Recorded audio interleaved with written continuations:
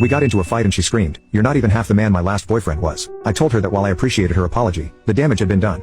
I needed time to decide if our relationship was something I wanted to continue. We agreed to a 2-week separation. During this time, she would stay at the apartment with Max, and I would continue to stay at Ben's.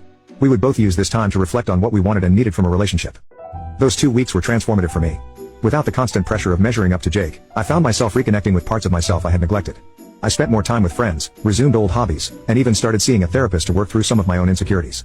Halfway through the separation, I realized that while I still cared for Megan, I no longer saw a future with her. The constant comparisons had eroded my trust, and I wasn't sure if it could be fully rebuilt.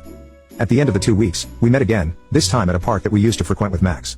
She looked better than she had at the coffee shop, more rested, more put together. She smiled when she saw me, a hopeful smile that made what I was about to say even harder. "I've been doing a lot of thinking," I started. "Me too," she interrupted eagerly. "I've started therapy, and I've been working through my issues with Jake. I understand now why I kept bringing him up, and I'm committed to never doing it again." I nodded, genuinely happy for her progress but still firm in my decision. "That's great, Megan. I'm glad you're getting the help you need. But for me, these 2 weeks have made me realize that I need a fresh start." Her face fell. "What are you saying?" "I'm saying that I don't think we should get back together. The trust is broken, and I'm not sure it can be repaired." She started crying again, but this time, there was a resignation in her tears. "So that's it?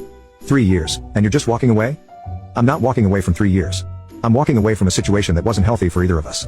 You deserve someone who doesn't make you feel like you need to compare them to an ex, and I deserve someone who sees me for who I am, not who I'm not." We talked for a bit longer, discussing practical matters like the apartment lease. I offered to move out permanently and help with rent until she found a roommate, and Max. We agreed to a shared custody arrangement, where I would take him on weekends. As we were about to part ways, she asked, "Is there nothing I can do? Nothing at all to change your mind?" I shook my head. "It's not about changing my mind. It's about respecting what we both need. And right now, what I need is to move on." She nodded, tears still streaming down her face. "I'm sorry I ruined everything." "You didn't ruin everything," I assured her. "We had 3 good years together. We just reached a point where it wasn't working anymore." We hugged goodbye, and as I walked away, I felt a weight lifting from my shoulders. The next few months were challenging as I adjusted to my new life. I found a new apartment, continued therapy, and started rebuilding. Max and I had our weekend adventures, and slowly but surely, I began to feel like myself again. Megan and I maintained a cordial relationship for Max's sake. She seemed to be doing better too, focusing on her career and, from what our mutual friends told me, continuing with therapy. About 6 months after our breakup, I ran into Jake at a local brewery. I recognized him from photos I'd seen during my relationship with Megan. He was with a group of friends, and I was with some coworkers. I nodded politely in his direction, not expecting him to recognize me. To my surprise, he approached me.